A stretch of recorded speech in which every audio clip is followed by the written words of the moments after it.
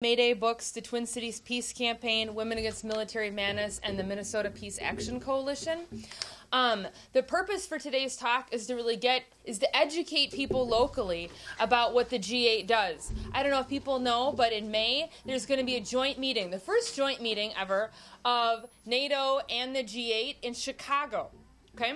And people locally here are organizing for people from Minnesota to go, but yet, you know, if you're going to travel 7 hours in a car to go protest somebody, you should probably know what they're doing. You know, and so the point of today is to really be the first of a series of forums to educate people in our community about why people should protest the G8 and NATO in May. And Gary Prevost is going to be our speaker today, and today's forum really focuses just on the G8 half of the G8 and NATO and why you should protest them. Gary is a local activist with the Minnesota Peace Action Coalition, which helped sponsor today's event. He's also a professor of political science at St. Ben's, right? St. Ben's? At St. Ben's. And St. John's. And St. John's. I was trying to get clarification, and now you all helped me. At St. Ben's and St. John's. And so I really think I personally have asked the question several times in working on this protest nationally, who are the G8? And my gut tells me that they do things that are wrong. But I would like some more substance behind that, you know, general idea. And I'm really excited that Gary Prevost is going to give us some of that information today. So please help me welcome Gary.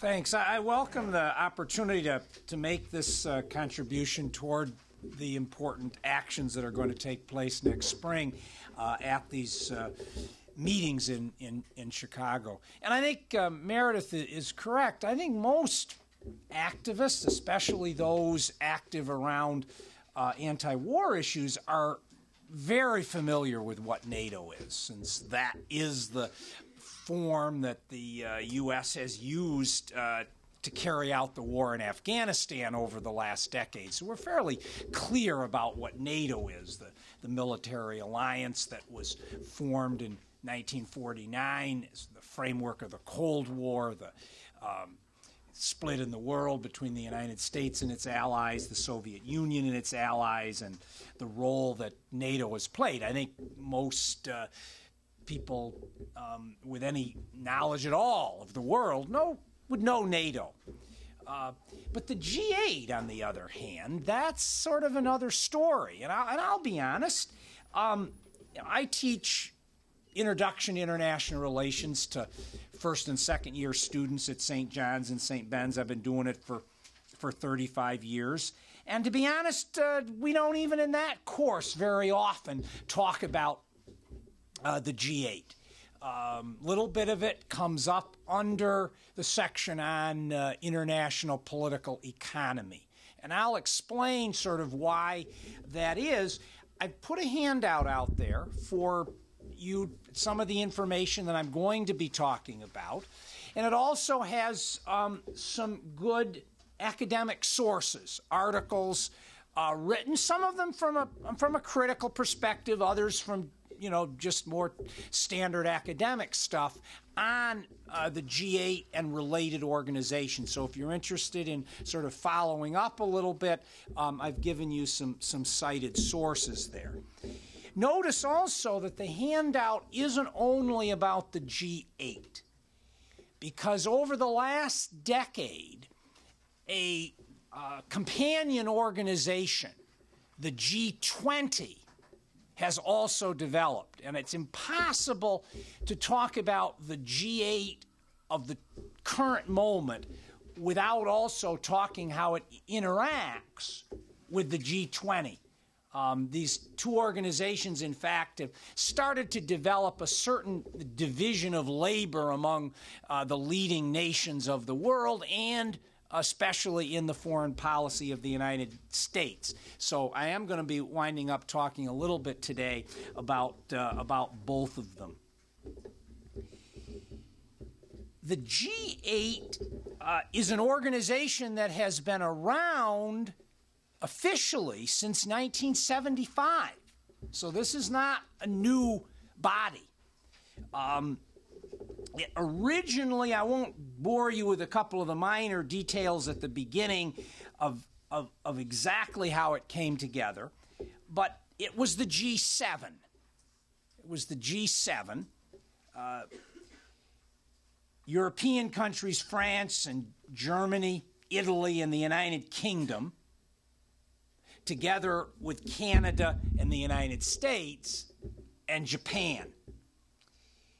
The organization was founded in 1975 with very broad buy-in by the various leaders. This was not a U.S. initiated project per se. At least as much came from the Europeans. President Valéry Giscard d'Estaing of France, for example, was a key player in its formation.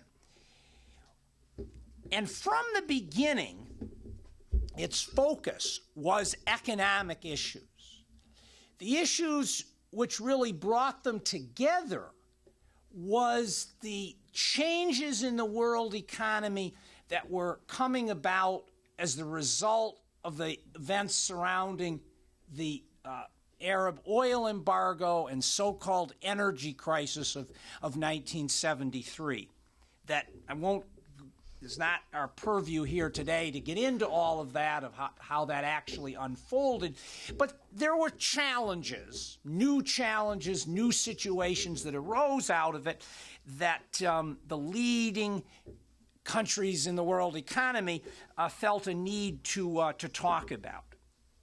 And they wanted to do it, if you will, where they could exclude anybody they didn't want to be a part of those conversations. In other words, there, of course, were bodies that existed in the framework of the United Nations, for example, that could have been used. But this was an opportunity to sort of determine who would be there and to, especially within the core, limit the conversations to key political players of the dominant countries. And that's really been, in part, the way the G8 has functioned ever since. For the first 20 years, it actually largely served as the kind of steering committee for two important international bodies that you know of, the International Monetary Fund and the World Bank. The International Monetary Fund is involved in world currency issues and in with countries to basically make sure, from the point of view of the largest economies of the world, that there aren't dramatic issues that happen around the exchange of currencies to upset the world economy. Where the World Bank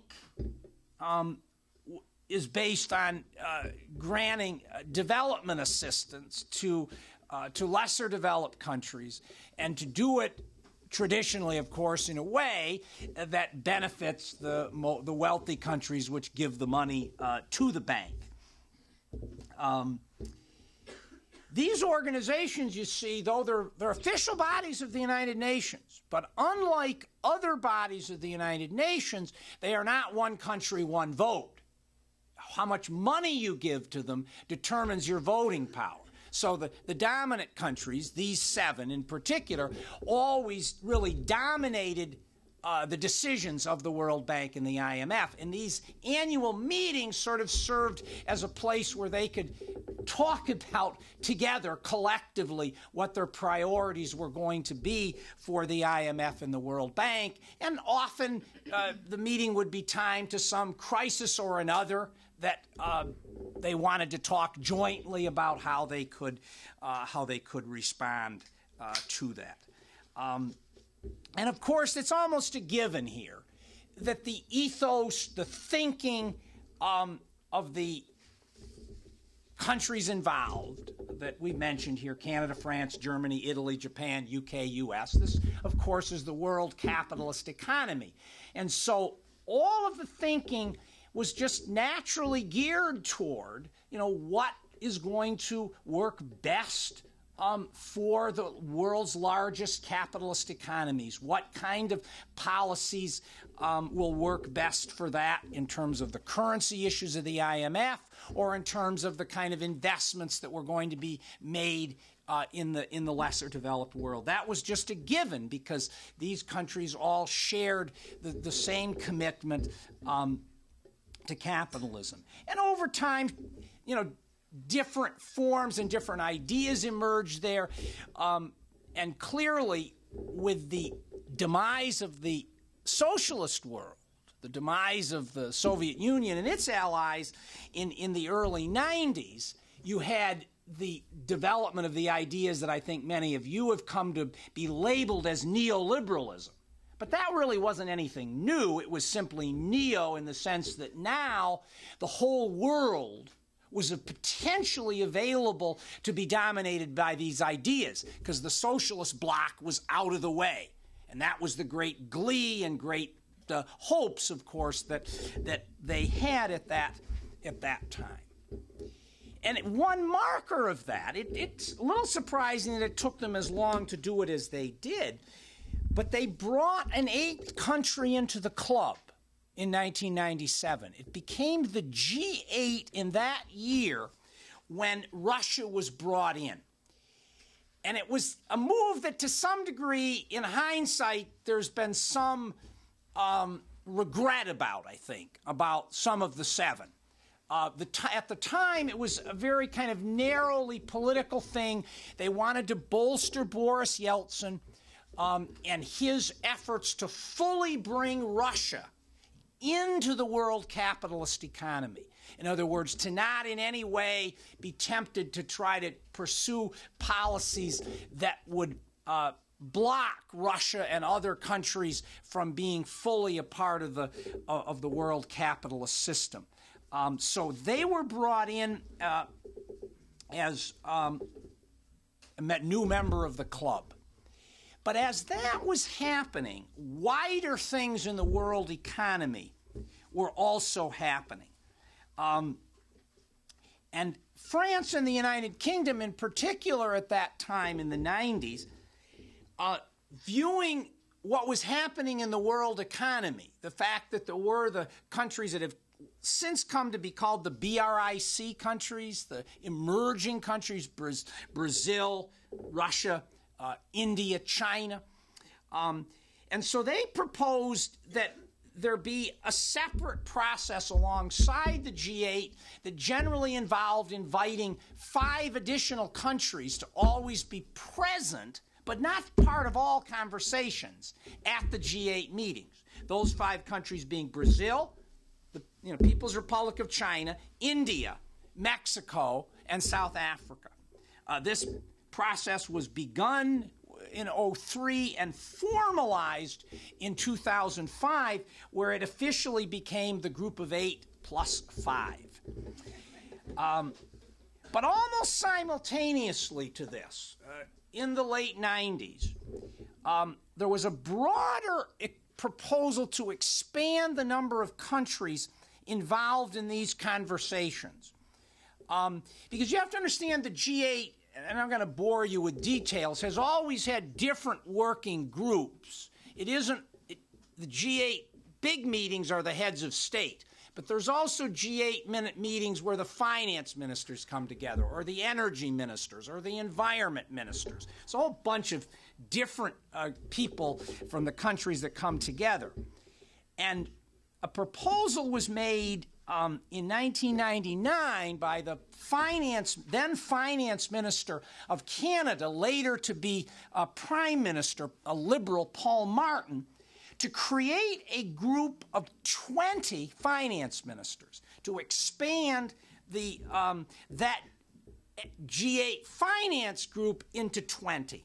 And this was a recognition that I just said, that the reality of the world economy was that countries like China, Brazil, and India were surpassing in importance the smaller European Union countries that were privileged in the G8, like Italy and France. It was really born of the belief that the G8 especially with its addition of Russia, but not China or India, had become too Eurocentric, and that was not meeting the long-term interests of the major industrial powers. Of course, for nationalistic reasons, sometimes the Europeans don't see it that way, but it took some time to get them on board with this. And so the G20 was formed, but just as a meeting of finance ministers, not heads of state. So it didn't eclipse, in some ways, and import the G8. But that all changed with the world financial crisis of 2008 and a special ramped-up meeting of the G20 involving heads of state along with their finance ministers was held in Washington, D.C. It was in November. It was after the election. It was a meeting that whoever was U.S. president, it didn't matter. This is a bipartisan issue who was going to be there. And this meeting had a very important piece in that it raised the stature of the G20, because now they knew that solutions to the economic crisis created primarily in the United States was going to require involvement of countries well beyond the G8 framework. It was going to have to involve policies that would be undertaken, especially by China in particular. And so this body coming out of that gained much greater import. And at its next year's meeting, it held its meeting in 2009 in Pittsburgh, the G20 was declared by its participants to be the preeminent body in the world for the planning and execution of decisions on economic issues. And the Obama administration, together with other leaders of key countries, were on board with this idea. But and this is important for this G8 conversation, the G20 would stick to economic issues. No issues of security or any other issues there. It would be purely issues related to economics would be the purpose of the G20. And in the eyes of, I think, especially the Obama administration, this fits very well with the worldview that the Obama administration has, which is very prepared to move forward on security issues and on the continuation of the use of military force in certain ways and in certain places. But also knows that the countries with which it's mainly going to do that is a different set of countries than the countries with which it's going to have to move forward on economic issues. In other words, you're not going to be pulling the Chinese into fighting a war in Afghanistan. Even as important as that is to the United States, it's not going to happen. And you're not going to pull the Russians into that. But on economic issues, you are going to be having to talk to those countries, and you're going to have those conversations. So to some degree, you sort of want to keep them in different forums so that you can move forward different agendas at the same time. And by bowing to having a broader body like the G20 deal with economic issues, I would argue, does reflect the wing of ruling class thinking in the United States that Obama represents. And that is that the world has changed. That the domination that the United States had in the past, based on the American economy, combination of American economy and military power, is gone forever, will never return. and that the United States has to adjust to that. It has to begin to act in a different way in international relations, much more multilaterally, always, of course, still defending the same capitalist economic principles, but to do it in broader frameworks. This is a different view, you see, than the neocons have. The neocons, who dominated the Bush administration, had a different view. They're still, to some degree, rooted in the past. They really believe that the United States can still have the domination that it had in the past, can still act unilaterally.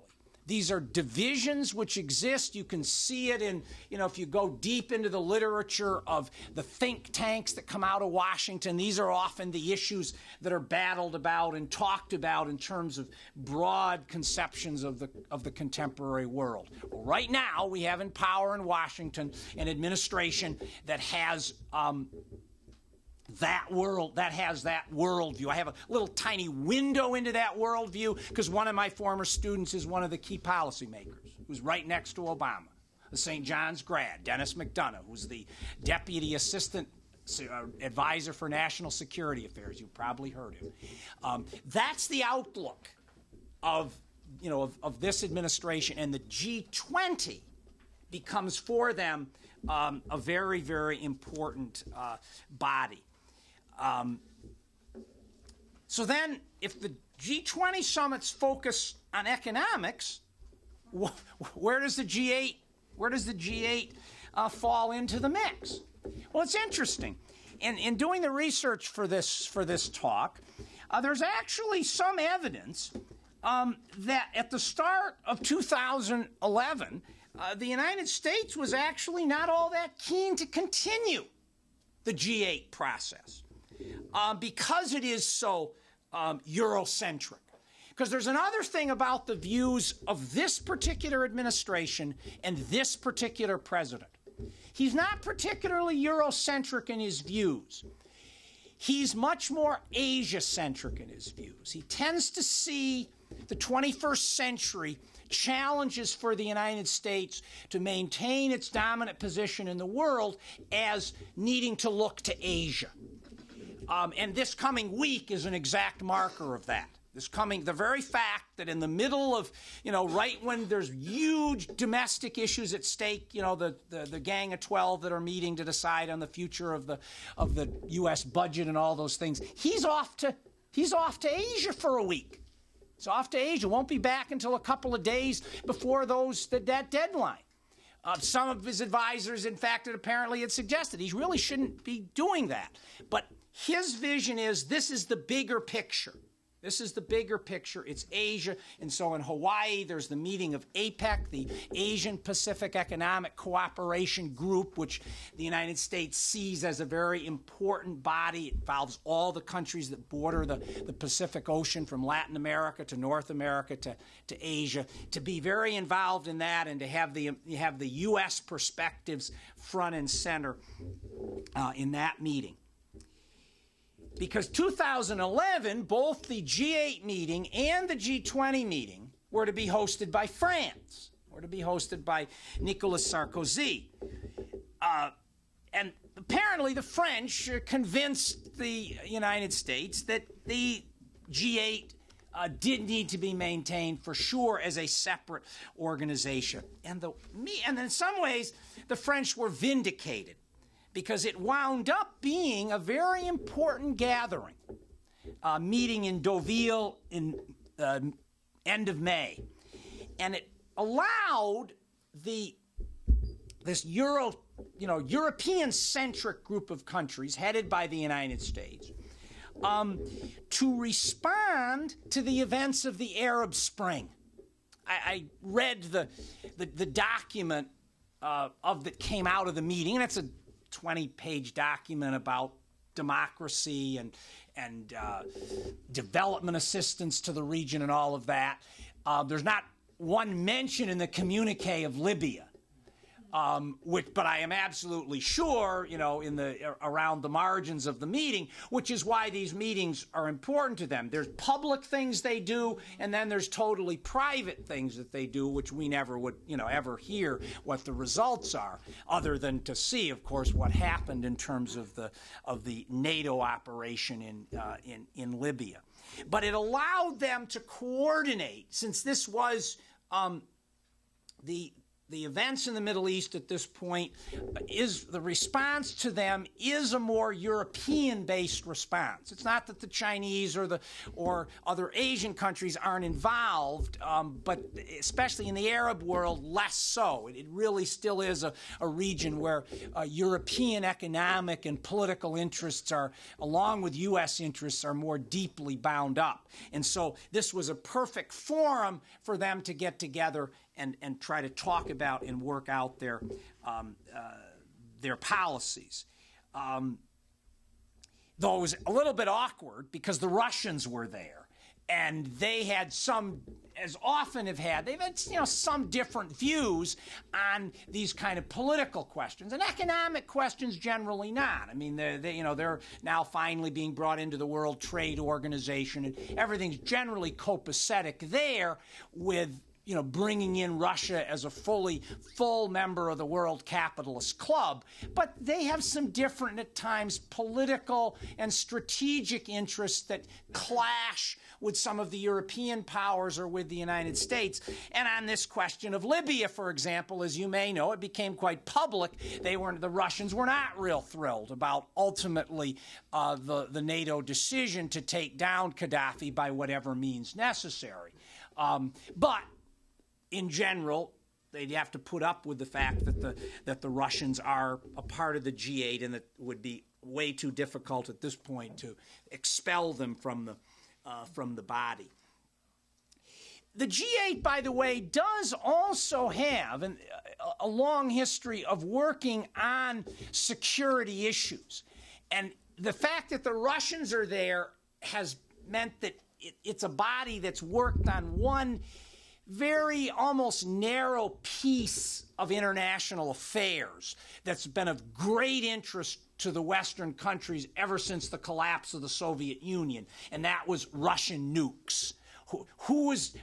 How were those going to be secured, and making sure, especially after the 9/11 events, that they didn't wind up in the hands of people trying to use them to do harm to any of the world's major capitalist countries. So the G8 framework has been used very much to work with the Russians to secure those nuclear weapons. And that's an issue, if you follow this administration carefully, that's been of very high priority for President Obama to continue to move that forward, because there are, the great majority of the world's nuclear weapons are still held by the Russians. So that framework has been there. So there's been a history of working together in this framework on military security issues.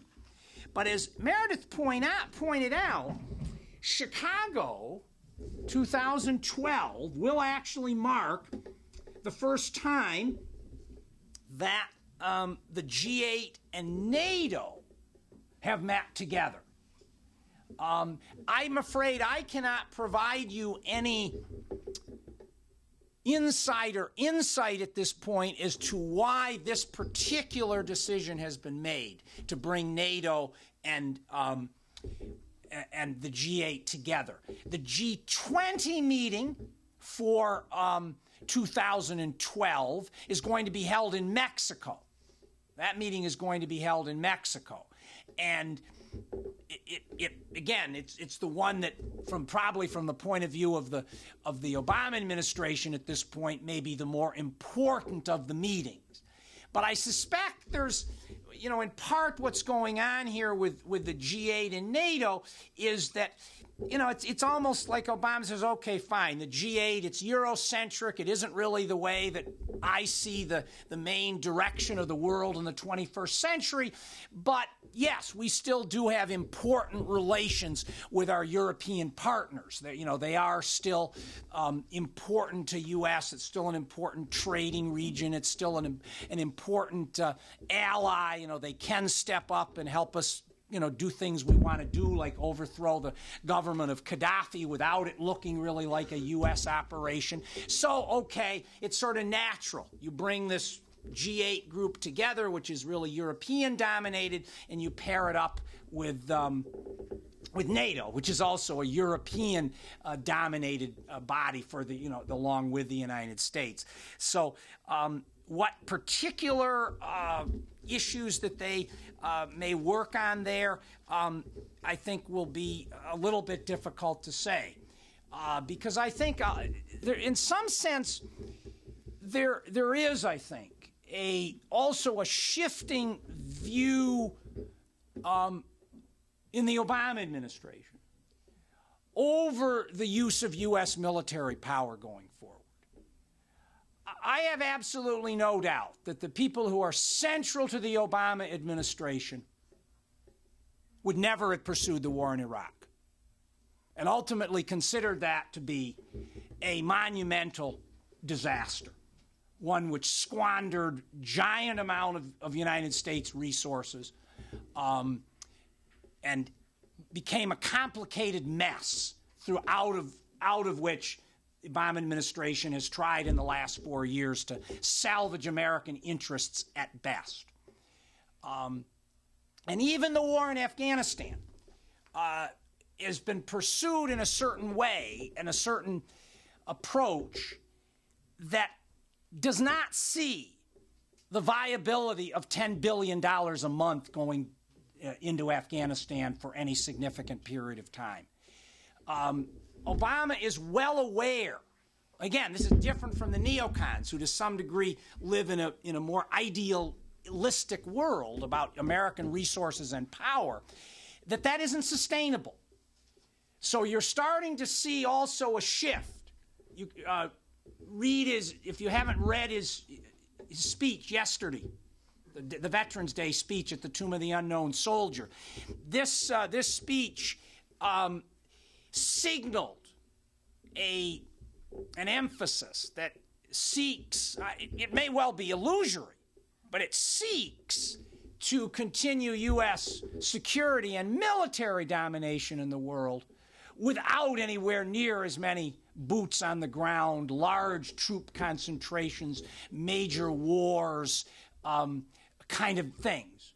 Greater, emphasis on drones and technologies and special forces units to carry out U.S. interests. And this is buoyed, of course, for this administration by what they see as their real successes of these last several months: the capturing and killing of Osama bin Laden, the taking out of jihadist leaders in Yemen through drone strikes.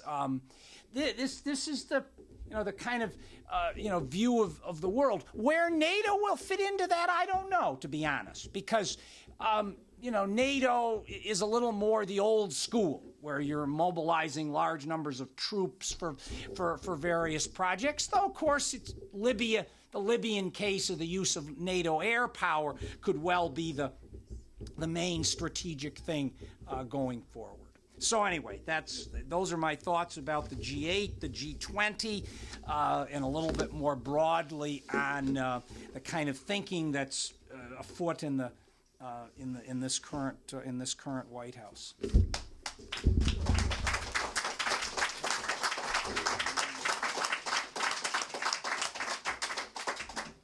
So there's a national coalition that's formed. It's called the Coalition Against NATO G8 War and Poverty Agenda. And the Minnesota Peace Action Coalition is a part of this national formation. And we are organizing for a protest that's going to happen in Chicago at this joint meeting. I would argue that the reason why the NATO and G8 are meeting together is because, as a matter of fact, our military policy is for our economic policy. Like, the reason why these two organizations are meeting together is because they are two sides of the same coin. You know, the United States doesn't go and attack countries willy-nilly for no reason. I mean, there's a reason why they all happen to have oil underneath them, you know, or other things that we want. I think it's very important for us to go and raise our voices. As Gary talked about, these organizations are not a particularly democratic group of people. Like, you don't get to call your representative and go encourage them to vote a specific way. I mean, these people meet in secret. They have their own agendas. We're not invited to their meetings. It's not like they're shown on C-SPAN. You know, like it's all designed in a way, and certain people, as Gary talked about, are included and excluded out of certain different conversations, and you and I are certainly never included in any of them. And so our only way to have a voice at these types of meetings is to protest in the street outside of them, because otherwise we're not counted, and otherwise it's taken that we either don't care what they're doing inside, or that their secret agenda of getting to be below the radar, that it is secret, that we don't care or know.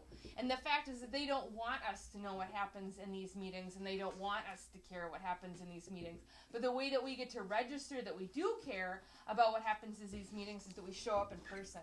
One of the things that I want to highlight that Gary has on his outline is the fact that the G8 represents only 14% of the world's population, but they actually represent 60% of the world's gross product. I mean, like, you know, as a part of this growing movement in this country, again, you know, where the 99% are trying to talk about what the 1% gets to do, to me, this meeting is very much a manifestation of that type of disparity of wealth, you know, but on an international level as opposed to just a local level. And you might also, that other statistic, about 72% of the world's total military expenditures come from the aid. And so that's another piece of right, and that's an angle how they get there. to carry out their economic policies, that they've got the muscle to back it up, so that if countries decide to say, we don't want to do that, you know, they get the message that they've got to comply. In terms of what we're doing locally is we're organizing for people to be able to go. And so what I want is that if you are interested in finding out information about the buses that we're going to organize, I'd like to encourage people to sign up. But also you could take a flyer with some contact information about the upcoming rally. I also want to let you know about the permit fight that's happening in Chicago. Now, many people in this room here were part of organizing for at the Republican National Convention. And the fact is that in St. Paul, they didn't roll over and give us the permit. You know, we had to sue. I mean, we had the Guild and we had the ACLU. We had to file a lawsuit. We had, I can't even count how many protests in order to get a permit. And we did, as a matter of fact, get to be relatively close to the Excel Center. But I would argue that that's because we fought for that permit. The fact is that if it would have been up to them, we would have been protesting in Minneapolis. You know what I'm saying? Like, against the Republican National Convention. They didn't want us in the same town, let alone in the same county. You know, I think about back to the DNC that happened, you know, what was it, in 2004, where they were under a highway on-ramp. Do you know what I'm saying? Like, not even remotely close to the, I should really know what the name of the stadium was that they had it at. Because I've always wanted to go there.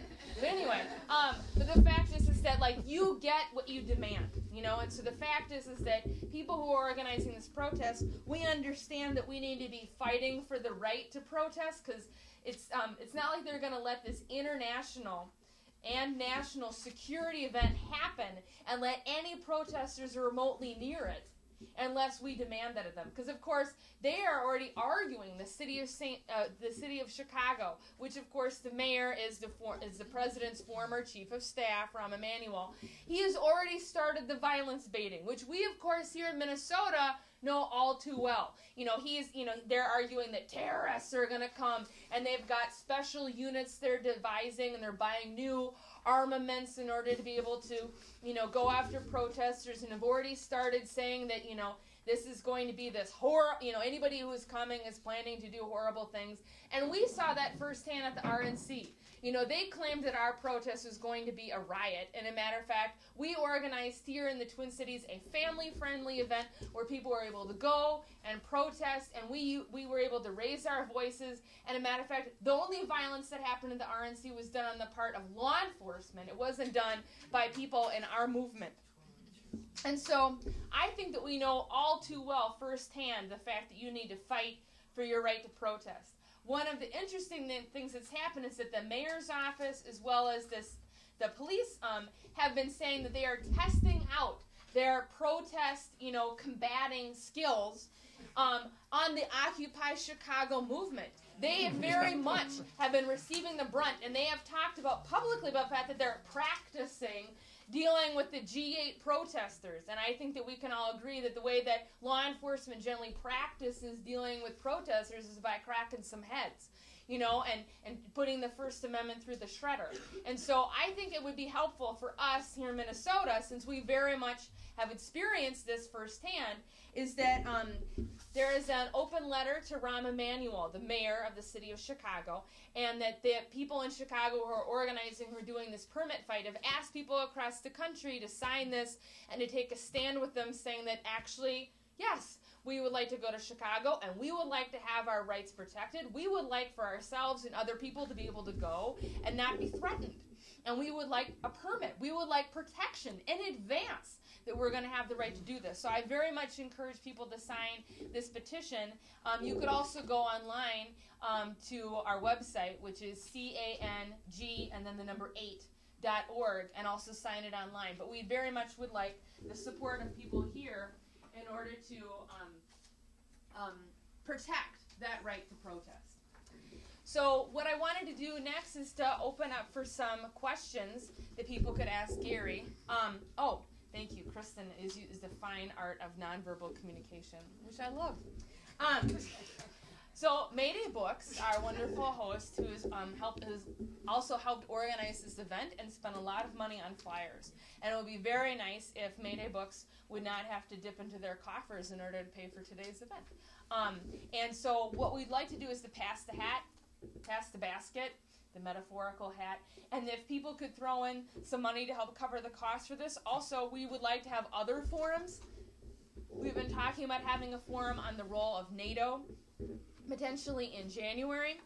We are blessed in the Twin Cities with people that have been organizing against NATO for a while. The war in Yugoslavia, the war in Afghanistan, the war in Libya. NATO is a busy group.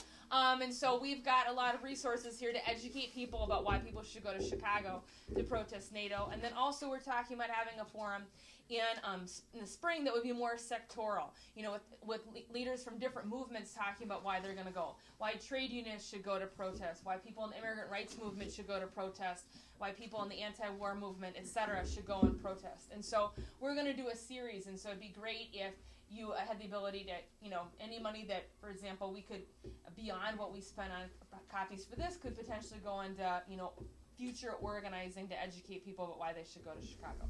So I will also pass this around. Now, as I said before, now we're going to give people an opportunity to be able to ask Gary questions, or also, for example, to make your own comments. Like, it doesn't just have to be question and answer of the professor, but maybe, for example, if we wanted to start off with questions, you know what I'm saying, and then it might be easier to move into a discussion. But Gary's very flexible because he's awesome. Go for it. All right. I don't think I heard you say that members of the G20, besides China, India, South Africa, Brazil, and Mexico, was it? Right. Who are the other 7? Indonesia, South Korea, Saudi Arabia, Turkey, the European Union as an organization, and Australia. That they represent 20 of the 28 of the largest economies in the world. So they've gone to considerable pain to get the key economic players involved in that body. Kristen? Just a quick question. So the G20 meeting, is it meeting before or after Chicago? And It'll be after. Does it matter? It's after. The G20 meetings usually are in the latter part of the year. I don't know if the date's been set, but since the G20 meeting was just held, in Paris here within the last couple of weeks, it would be in the latter part of 2012. Okay. Randy, you get one question or a comment, and so if you want to use it now, that is fine, but you will get one question or comment. Do you want to use it now? Yeah. Okay, go for it. Yeah, okay. I just want to mention, before the RNC, there was a meeting with the mayor of St. Paul, and he said that 96 was very great. That was, and then I said, okay, you mentioned 96. How about 68? Then he went on talking about Denver. We create 68. That's the guess there. That's the welcoming committee, which I did not like the name counterpart. I believe that a lot of people did want violence and confrontation in Denver, but we didn't happen. Instead, 68 was recreated in St. Paul. And one other thing, when you mentioned about them practicing with Occupy, I think of 68 when there was riots after the FBI killed Martin Luther King. Mayor Daley mentioned his famous shoot to kill, and then he cracked down on some protesters. I believe the reason was for the Chicago Convention, and it was a police riot, and to make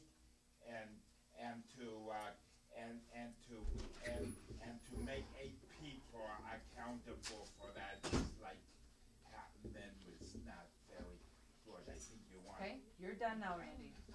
Okay, the woman in front of Randy.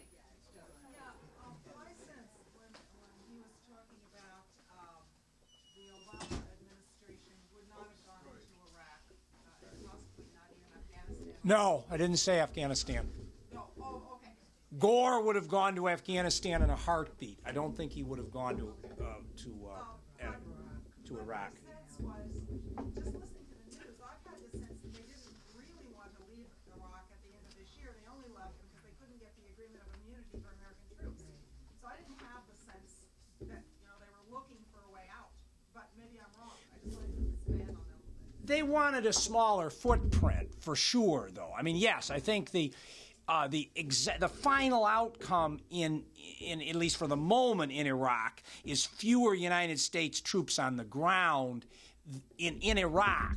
I think they would have. I think now all that it's going to be is that the bodies will probably be more across the border in Kuwait rather than in Iraq. But it's still a dramatic down. In other words, even if the number had say been 25,000, 30,000, that's still from the point of view of U.S. troops abroad compared to 150,000 that we had in Iraq. It's still a smaller.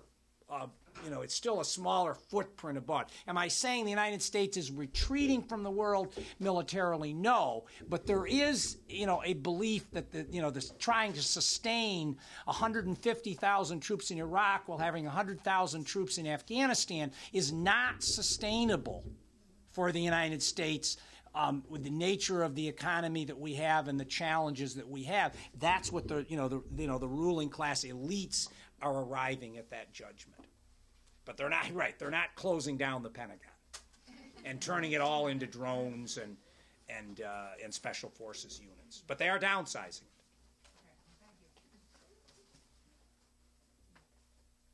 Okay, people can also offer comments, reaction to what Gary talked about. It doesn't just have to be questions, but it would be nice to have an open discussion. Did you have your hand up, Krista? Sorry, second time. I wanted to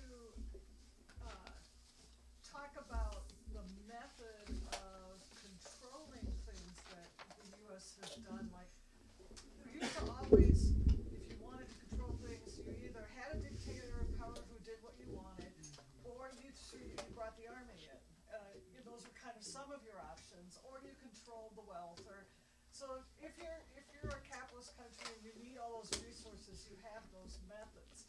And I think now they're trying to, like, we don't want to be controlling all these countries by boots on the ground.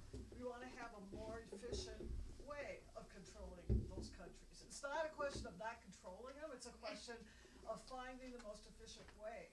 And I don't know if you've had a chance to think about, put on your evil cap and think about what's the most, diabolical way we can do this and do it on the cheap.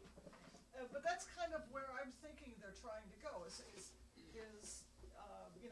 We got caught out on some of the crap we've done. So let's do like the drones. Those seem good, because then you can send people to a building in Denver instead of sending them to Afghanistan to do it. So I guess I would like to start that discussion at all.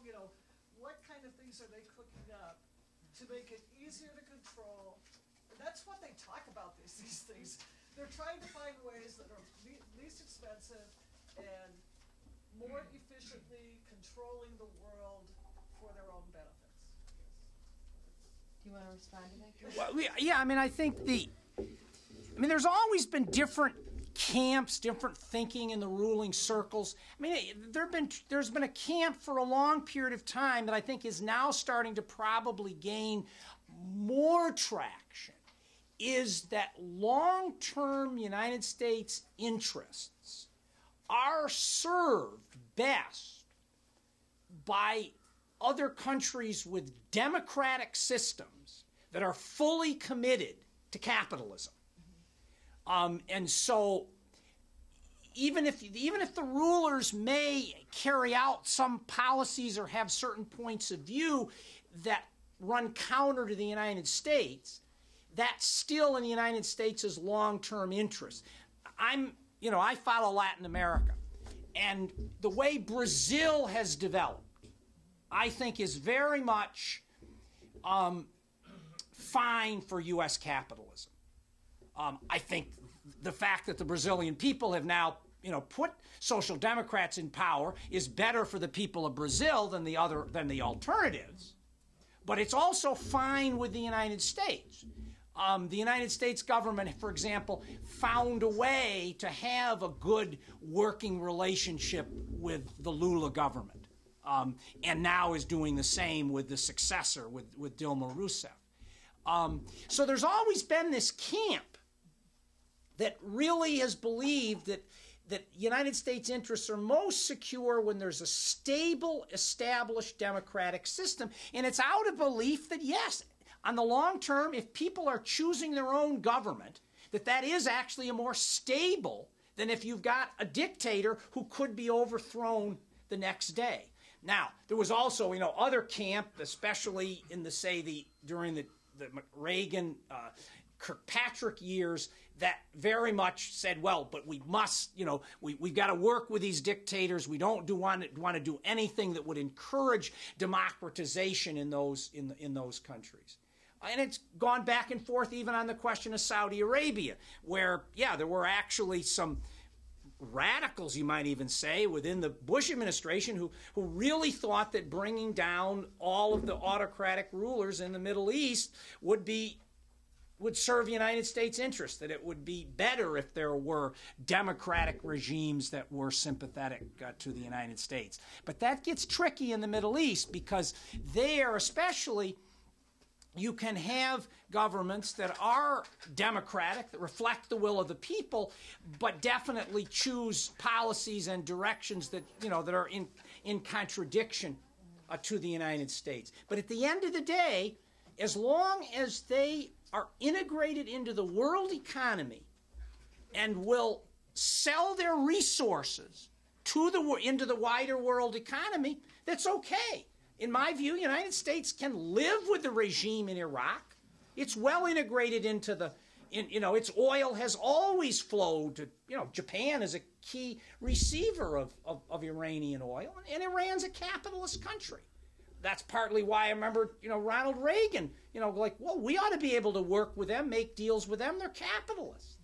So, I mean, I think on one level, you can get a little too fixated on maybe that in some circumstances, U.S. policy will definitely work with dictators. But that isn't actually, I would argue, has been the primary thinking at the highest levels of U.S. capital for really almost, for the last 50 years, is that it's better that the countries be democratic as long as they're committed to capitalism and to not, having a totally hostile stance, a war stance toward the United States. My introduction. Yeah. I think they're trying to get away from dictators.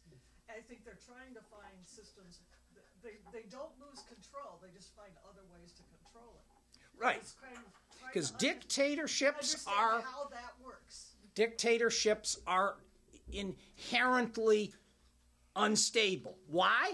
Because in this globalized world of the 21st century, people everywhere want political democracy. That's a given.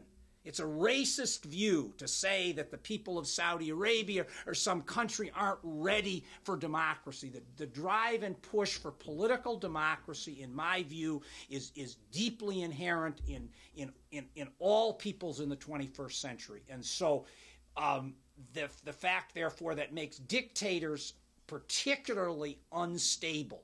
And so the challenge, for Western capitalism is to maneuver with those Democrats that will emerge with the small d. If that's why this Deauville 20-page document from France about how they'll respond to the Arab Spring and the democratizing of the Middle East is a fascinating document, because it shows how they maneuver with that and how by offering economic aid, for example, they can try to keep these governments under their wing, in other words, to keep it under the influence of Europe and the United States. Okay. Go for it. Okay, with respect to comments on the new monetary debates of the 2012, we now have like a populist, left wing who wants to like local currencies and local banks, and we now have a populist right wing attempt at creating this, ending the Fed and creating a gold standard. It's like we're back to 1896 again, and I'm wondering how you think this impacts the whole global economy. Ooh, I think they probably view the gold standard people as total nutcases. I mean, it just isn't even. I mean, that isn't even. Yeah, I mean that's a fringe at the level of what I'm talking about here. Whether it's Dilma Rousseff in Brazil or Obama in the White House or Medvedev. I mean, that's just, the world isn't going to there. So that's a fringe. That's a fringe view of the world economy. And the other thing, I think that's the other issue about banking. That's more a domestic U.S. political issue, the role that credit unions versus bigger banks have.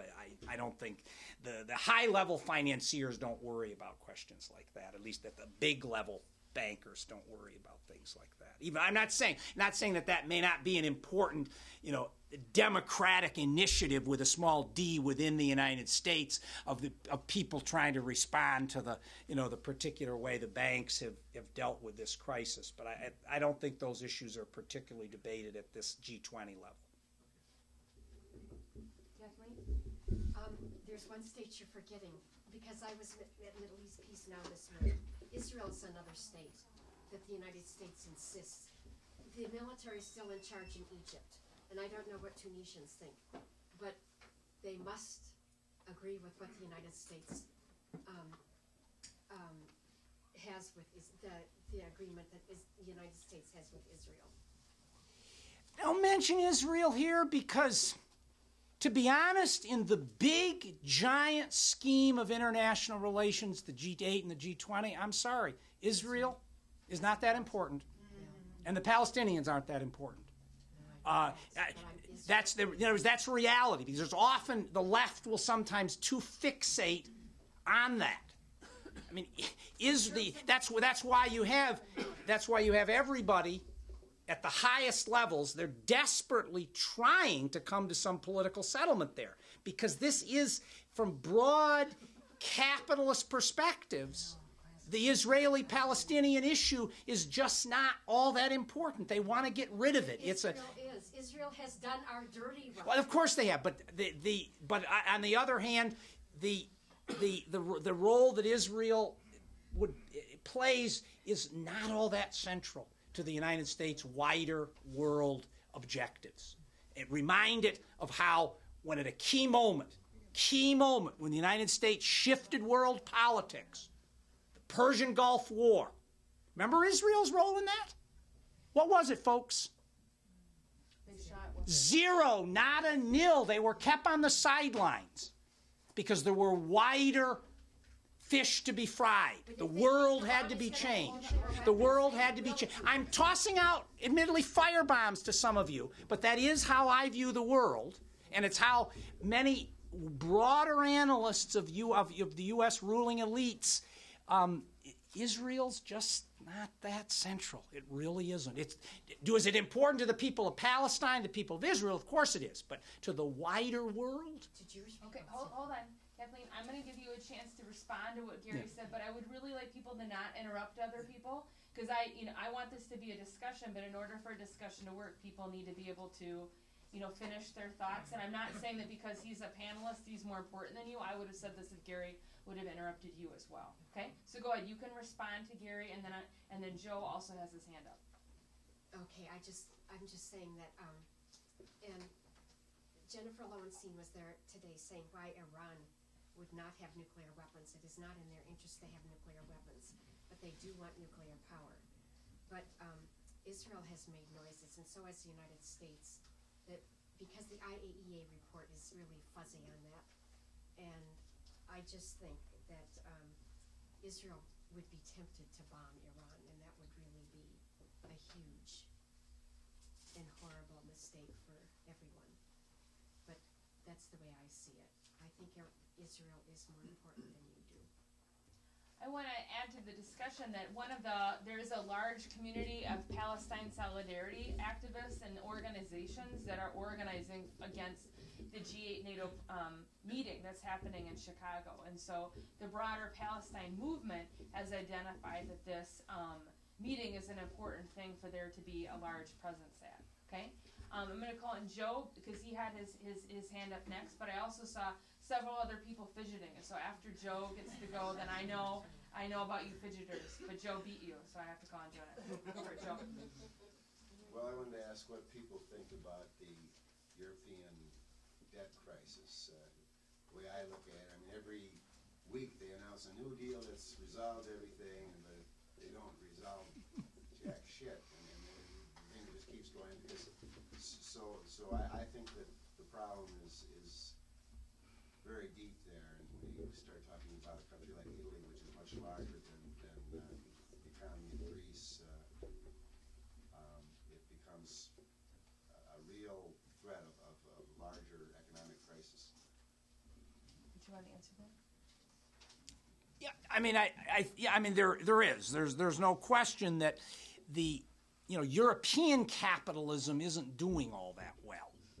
And it hasn't for quite a long period of time. I mean, in some ways, these countries have gone through major shifts where manufacturing jobs and the like have, long ago deserted them.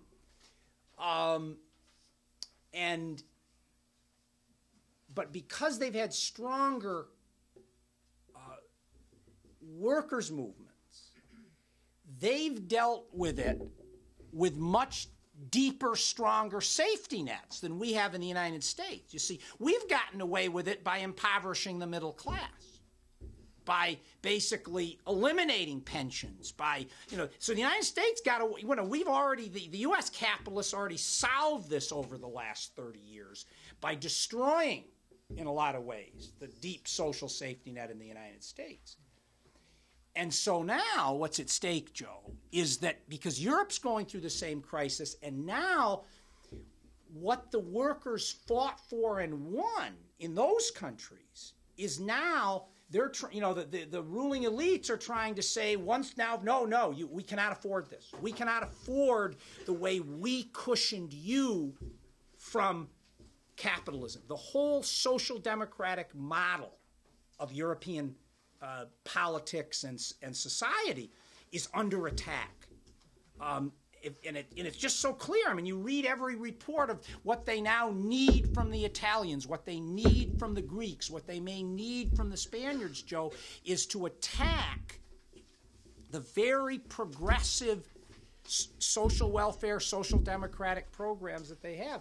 And so, and if they don't get it, in some ways, yes, these governments are in more deep trouble because these capitalist economies are no longer humming along where they can create the wealth necessarily to support these, to support both, the wealthy elements in the society and also support, pensions and the like for people. So that's my take on it. Yes, you're absolutely right. It's a deep crisis. They don't have solution for it, short of a huge defeat for the European working class, and that's what's being sought. And that's not how you didn't hear that, right? Have any of you seen that on the business pages or seen it analyzed that way or in those terms? That's what it takes someone on the left to make that analysis of what's going on. You just don't pick it up in the daily coverage of it. The lady in the purple sweater. I was going to say, as a comment, Professor Prevost was saying Israel as an economic force is, I think it's basically a recipient of USA. All the things it does as policy in political and social and failing treaty obligations and all that is not necessarily economic. I just assume that's what you're saying. Is there a way we can get proceedings of the G8 and G20 meetings or get their agendas? Oftentimes the topics generally they're going to discuss are in the papers, but how can we find out what they talked about? Can we? One of the ways, I found all the proceedings from Deauville in France. I got it off of the Canadian Foreign Ministry's website.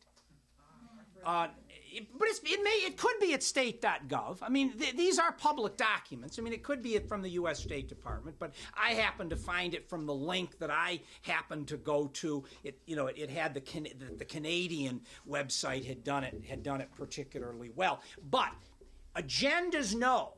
In other words, all you're going to get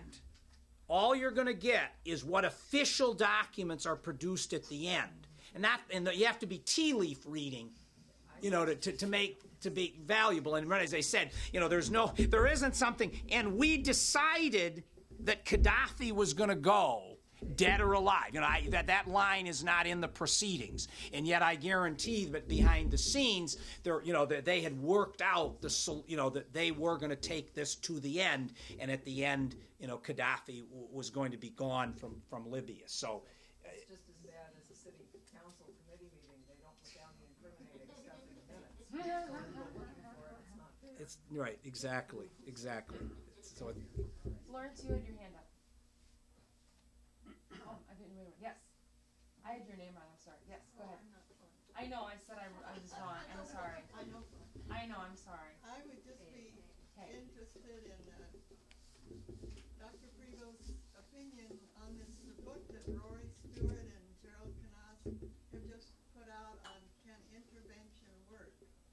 Are you familiar with No, I'm sorry, I'm not. Well, they do very detailed analysis of the Afghanistan situation. Oh.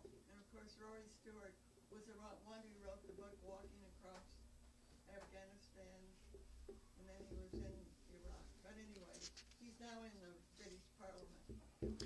Oh, okay. You know who he is, maybe. Anyway, that book deals with all the mistakes that were made in Afghanistan and the plans that were there and weren't there. But then the second part of it deals with Bosnia, and it's very detailed too. And they claim that was one that did work.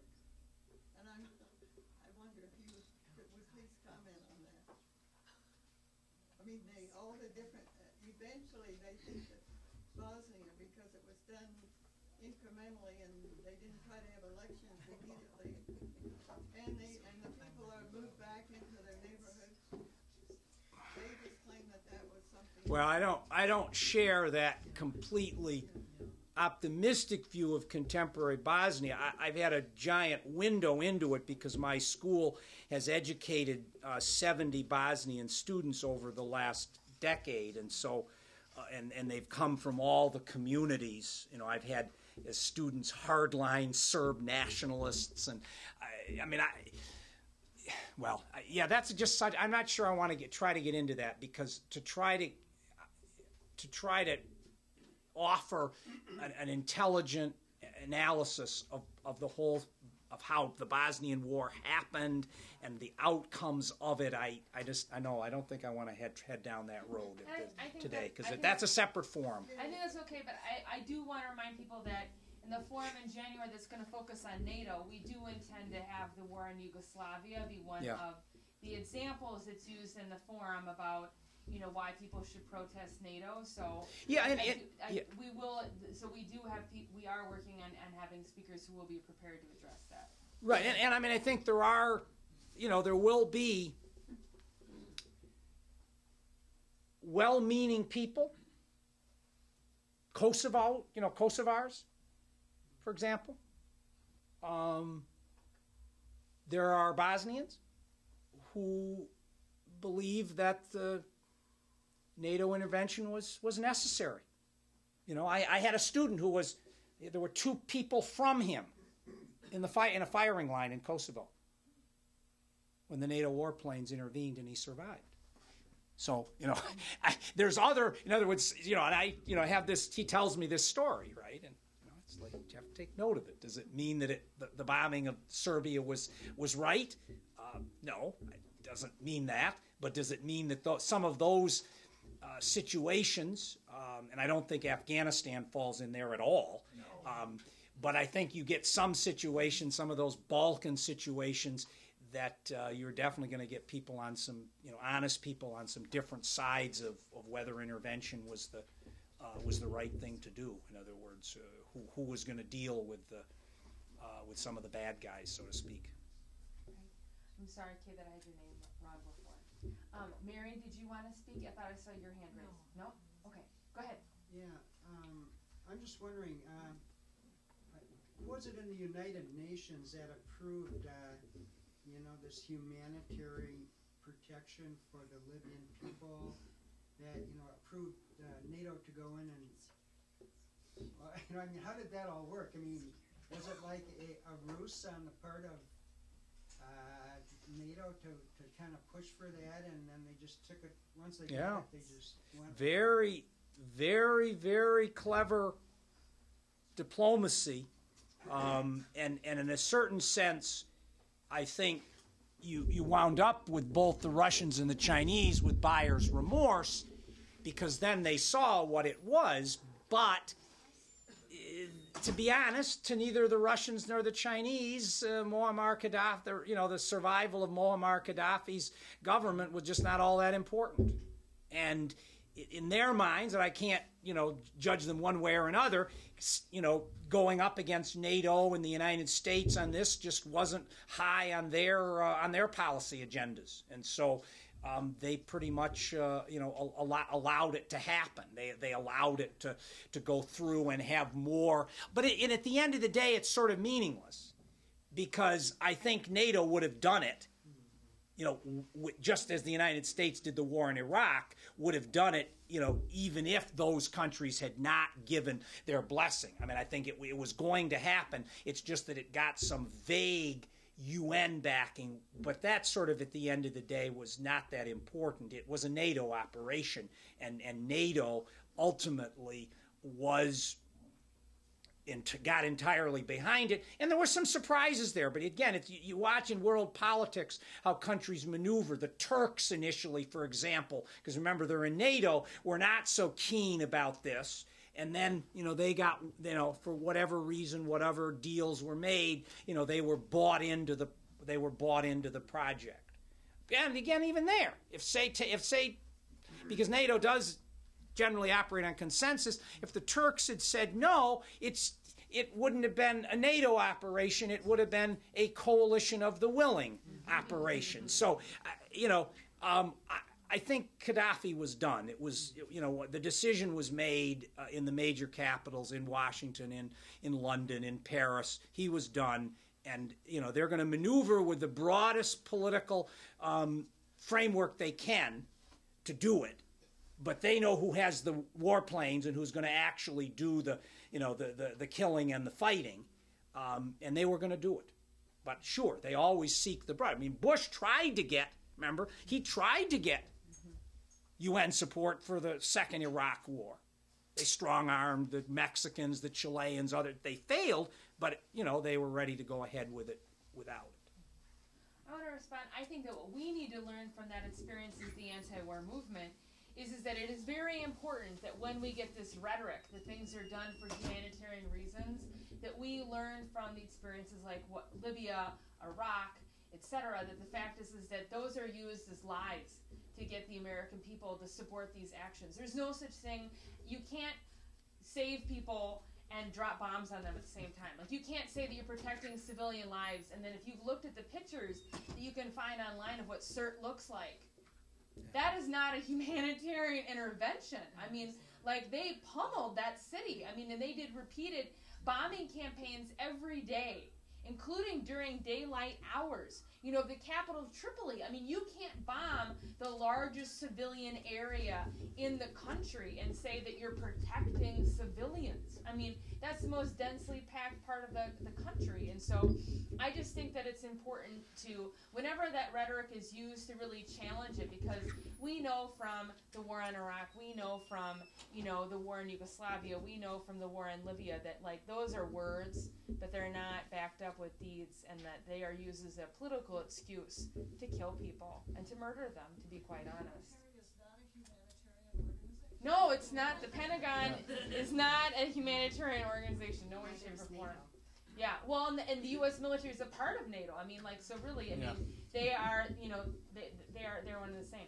We're going to take this question or comment in the back, and then I'm starting to feel like we're starting to wind down, but I could be wrong. But we're going to go for you. Go for it. Well, technically, the military is a defense organization. What we're supposed to be doing, that's the sole reason for existence of the American military, is to defend the nation. So I don't really understand all these accusations, but I think we have to keep that in mind when we do critique our military. Well, I think that for example, and I think that the NATO forum that we're going to organize next will talk about is the fact that there have been lots of ways that, for example, Americans are sold a false bill of goods, that they're told that these different wars are for the interest of national security and that they are for defense, when a matter of fact they're used for offense and to steal the resources of other countries. Are there any more comments or questions that people want to have as we close up? I know. I wanted to see if there's anybody who hasn't spoken yet. Okay, go for it. I wondered using the UN power to protect. I understand, how did they get into this? And are there 8 things that are supposed to be needed before this power to protect it can be used, as they used it in Libya? Well, you can maneuver the facts of a situation, and if the powers that be, and in this case the countries on the Security Council of the UN, are ready, to see the facts as they are, and they sign off on it, then that becomes legitimate. In other words, there isn't some. You have to always remember, the United Nations is a body of countries. There's no separate set of international civil servants there who are somehow neutral and can look at this and make some judgment. It's ultimately it's a club of countries, and with their own national interest and perspectives, and they will decide what they make the rules, so to speak, and they were able to frame the moment of the Gaddafi's troops on the gates of Benghazi, ready to what likely would have been a very bloody destruction of the rebel force in Benghazi on Saturday, March 19th, and Sunday, March 20th. There was going to be bloodshed in Benghazi. I have absolutely no doubt about that. The Gaddafi regime would have, and I'm making no judgment on whether they should have or shouldn't have, they were going to deal with that movement in a very hard way because that movement was coming at them with guns. And so that was the context that beautifully presented it to the Obama administration. They had a softball, in my view, to be able to convince people that, yeah, there were going to be a lot of deaths in Benghazi and something had to be done. It was just a perfect storm that worked perfectly. And it's sad. It's the end result, of course, is that you get a justification for what obviously was not a humanitarian intervention and which ultimately did great destruction to Libya. I saw Eric's hand up, and then I think we will start to wrap things up. Go for it, Eric. All right, just to throw a wrench in everything and put this in an entirely different direction. Are any of these, I'm going to use the word men because I feel like this is mostly patriarchal institutions we're talking about. Are any of these men going to devote 1 minute to the climate crisis? No. Maybe 1 minute. Well, in their own way, they are in this framework. I mean, again, I'm going to answer it by saying that, and by the way, it isn't only men, right? It isn't only men. Does that matter? I mean, Angela Merkel is the head of Germany. I'm not a big. There are theorists about international relations that think that there's kind of feminist interpretations or that women in certain key positions necessarily matter. I'm not necessarily there because the women that wind up in key positions of power, we got Hillary Clinton leading our foreign policy. We have Angela Merkel. We had Golda Meir many years ago in Israel. We had Margaret Thatcher, of course, in Britain. But no, here's a serious question. Are these leaders, and has the G8 process or the G20 process or the UN process attempted to address climate change? And yes, they have. But of course, the results are dominated. The results are dominated by the original G8 countries really dominate them. And and since it's their economies that are still providing the most amount of pollution and global warming, they have come up with, as you know, very limited solutions to it. So yeah, they have conversations, but right. I mean, that's again a whole separate forum about how the climate change issue is being addressed, and I would probably share your pessimism and also this kind of secrecy, the way that, because I know you know about this, what happened in Copenhagen meeting, right, where the big world gathering there was a lot of secret behind-the-scenes stuff so that they could say at the end of it that they were addressing climate change, when in reality they had made no real breakthroughs that anyone who I think is serious about the issue, that really thinks that this is an issue that requires immediate attention, felt that they got, that they did anything. And in some of these G8 meetings, again, they can have, because I think there is actually a separate G8 body of the environment ministers. And so they talk about these things. But of course, I'm sure they talk about them as to how to do it without really harming the economies of their countries in the short term. I'm going to extend it for one more comment or question, because he smiled at me. Go for it. Very quickly, I think you could sum up this whole discussion. Capital has to accumulate to stay in business, and that's it, period. It's true. I mean, ASDA, for example, Occupy Wall Street movement has been talking about, this 1%, these elites, they make decisions that support their own economic interests and that don't necessarily support our economic interests. And it's important for us to challenge that dichotomy of wealth, that dichotomy of power. And I think that in Chicago, this May will be given an opportunity to do that. I wanted to let people know about a couple upcoming events that I think people have gotten flyers about. One is that Misty still here? No. That Misty gave me before she had to leave is that the